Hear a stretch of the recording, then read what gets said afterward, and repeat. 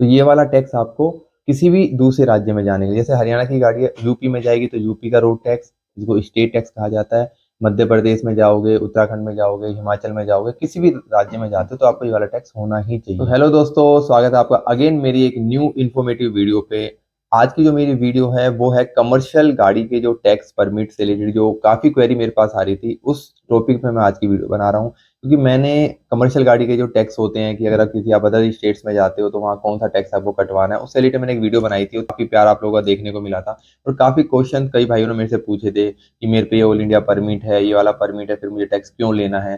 तो वो सारे क्वेश्चन को मैंने नोट डाउन किया था। मैं सोचा क्यों ना उस टॉपिक पे वीडियो बनाऊं, तो वो सारे क्वेश्चन का जवाब आपको आज की इस वीडियो में देने वाला हूँ। आपके पास कमर्शियल कार है तो आप किसी अदर स्टेट्स में जाते हो तो आपको टैक्स कटवाना है, नहीं कटवाना है, कौन सा परमिट आप लोगों के पास में है तो आपको टैक्स नहीं कटवाना है, और कितने टाइप के परमिट कमर्शियल गाड़ी के होते हैं। तो ये सारे क्वेश्चन आज की वीडियो में कवर करने वाले हैं। तो बिना टाइम वेस्ट करे करते हैं वीडियो को स्टार्ट। तो सबसे पहले हम बात करते हैं परमिट की। तो देखिए, अगर आपके पास कमर्शियल कार है, कमर्शियल गाड़ी के ओनर हैं या ड्राइवर हैं, अगर आपके पास कमर्शियल गाड़ी है तो जब आप गाड़ी खरीदते हैं, जैसे मान लीजिए मैं बात करूं हरियाणा की, अगर हरियाणा कमर्शियल गाड़ी आपने खरीदी तो इस उस जब गाड़ी को परचेज करते हैं तो आपको हरियाणा एक परमिट होता है, इसको स्टेट परमिट भी कहा जाता है। एक आपको ऑल इंडिया परमिट मिलता है जिससे कि आप किसी दूसरे राज्य में जा सकते हैं ऑल इंडिया परमिट के हिसाब से।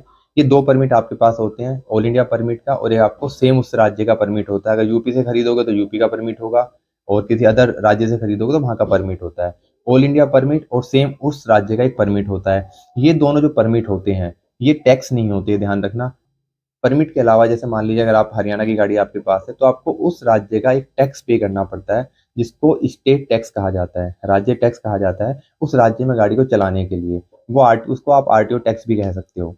तो जैसे आपने एचआर नंबर की गाड़ी ली, और जब आपने गाड़ी ली तो आपने ऑल इंडिया परमिट और स्टेट परमिट आपने बनवा लिया था। हरियाणा में चलाने के लिए आपने स्टेट टैक्स भी पे कर दिया है। लेकिन उस गाड़ी को अब आप उत्तर प्रदेश लेके जाना चाहते हो, यूपी लेके जाना चाहते हो, तो यूपी ले जाने के लिए सबसे पहले तो आपके पास ऑल इंडिया परमिट होना चाहिए, जो कि आपने स्टार्टिंग में बनवा लिया था। लेकिन उसके अलावा आप जब किसी दूसरे राज्य में गाड़ी को लेके जा रहे हो तो वहाँ का स्टेट टैक्स आपको पे करना पड़ेगा। जैसे आपने हरियाणा में स्टार्टिंग में पे कर दिया था राज्य टैक्स, जिसको कहते हैं आरटीओ टैक्स कहते हैं, स्टेट टैक्स कहा जाता है। तो यूपी में जब आप गाड़ी को लेके जाओगे तो आपको पे करना पड़ता है, जिस टॉपिक पर मैं ऑलरेडी वीडियो बना चुका हूँ कि उसको कैसे पे करना है। उसका लिंक आपको आई बटन पर दिख रहा होगा, क्लिक करके आप देख सकते हैं। ये टैक्स आपको जितनी बार आप यूपी में जाओगे आपके पास होना चाहिए। एक दिन में जैसे आपने कटा लिया, ठीक है, अगर आप मान लीजिए यूपी को क्रॉस भी कर रहे हो तो भी आपके पास ये वाला टैक्स होना चाहिए। अगर नहीं होता है और आरटीओ आपको पकड़ लेता है तो चालान तगड़ा बना देता है, गाड़ी सीज भी हो जाती है। तो ये वाला टैक्स आपको किसी भी दूसरे राज्य में जाने के लिए, जैसे हरियाणा की गाड़ी यूपी में जाएगी तो यूपी का रोड टैक्स, जिसको स्टेट टैक्स कहा जाता है। मध्य प्रदेश में जाओगे, उत्तराखंड में जाओगे, हिमाचल में जाओगे, किसी भी राज्य में जाते हो तो आपको ये वाला टैक्स होना ही चाहिए। इसका और ऑल इंडिया परमिट का कोई लिंक नहीं है, वो अलग चीज़ है, दोनों अलग चीज़ है। इसके अलावा अगर गाड़ी आपकी यूपी नंबर की है तो यूपी नंबर की आपकी गाड़ी है तो उसके साथ भी आपके पास में ऑल इंडिया परमिट होगा अगर आपने बनवाया होगा तो। दूसरा आपके पास स्टेट परमिट होगा यूपी का। इसके अलावा आपने स्टेट टैक्स भी आपने उस समय भर दिया होगा। लेकिन अब यूपी नंबर की गाड़ी को आप हरियाणा में लेके जाना चाहते हो तो सेम आपको हरियाणा का स्टेट टैक्स आपको पे करना पड़ेगा, अगर आप हरियाणा के अंदर एंट्री करते हो तो। अगर स्टेट टैक्स आप पे नहीं करते हो तो सेम आपको जुर्माना चालान भरना पड़ेगा। और एक मेन क्वेश्चन मेरे पास आया था कि यार मेरी DL1RT गाड़ी है, ठीक है, तो क्या फिर मैं दूसरे राज्य में जा सकता हूँ? तो बताऊँ, देखो DL1RT गाड़ी होती है, पहले मैं आपको बताता हूँ वो क्या होती है। DL1RT जो गाड़ी होती है वो दिल्ली के अंदर होती है। ये क्या होती है ना, ओला उबर में चलाने के पर्पज से लोग लेते हैं। टैक्सी में लोकल टैक्सी को आप कह सकते हो, लोकल टैक्सी के इसको कहा जा सकता है।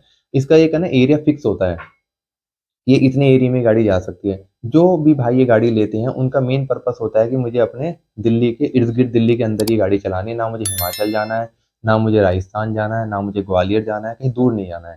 क्योंकि अगर ये किसी दूसरे राज्य में जाते हैं दिल्ली एनसीआर के अलावा तो उनको ऑल इंडिया परमिट लेना पड़ता है। ऑल इंडिया परमिट इस नंबर की गाड़ी के साथ नहीं मिलता है।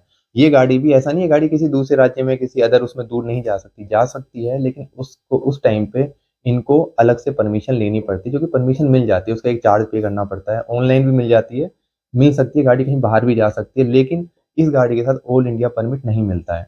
तो जब ये गाड़ी, मान लो इस गाड़ी को DL1RT गाड़ी को अगर हिमाचल जाना है तो इसको पहले परमिशन लेनी पड़ेगी।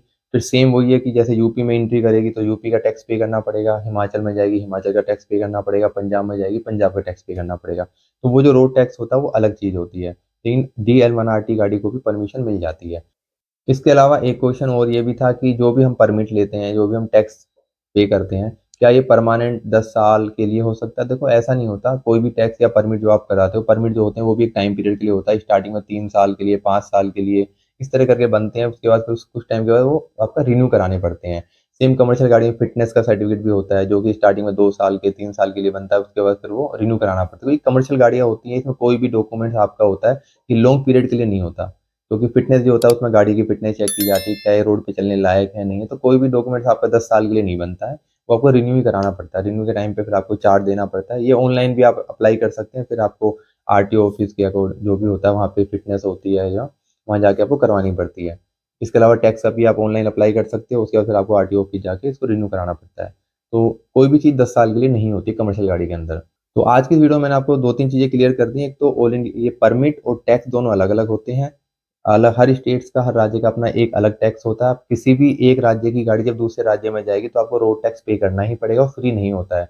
वो जो टैक्स है वो आपके ऊपर है कि आप एक दिन का पे कर सकते हैं, एक महीने का पे कर सकते हैं, और क्वार्टरली भी पे कर सकते हैं। अगर मान लो आप यूपी के अंदर आपका डेली आना जाना है तो फिर आप मंथली पे कर दीजिए। अगर आपको लग रहा है कि सिर्फ आप आज आज के लिए जा रहे हैं तो आप एक दिन का पे कर दीजिए। वो आप ऑनलाइन भी पे कर सकते हैं, नहीं तो आप जब जैसे यूपी के बॉर्डर में एंट्री करते हैं तो उसी से पहले आपको बैठे दिख जाते हैं, टैक्स भरवाइए ऐसे करके, उनसे आप पे करवा सकते हैं। वहाँ पे आपको 50 कुछ रुपए आपको एक्स्ट्रा पे करना पड़ता है। आप खुद, मैंने इस पे टॉपिक वीडियो बनाई है कि आप 50 रुपए बचा सकते हैं, अपना समय भी बचा सकते हैं, अपने मोबाइल से खुद पे कर सकते हैं।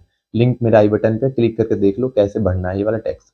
तो उम्मीद करता हूँ वीडियो आपको अच्छी लगी होगी और आपके लिए इन्फॉर्मेटिव रही होगी। तो इस तरह की वीडियो देखने के लिए आप मेरे चैनल को सब्सक्राइब कर सकते हैं, और वीडियो पसंद आई तो प्लीज़ लाइक जरूर कर दीजिए।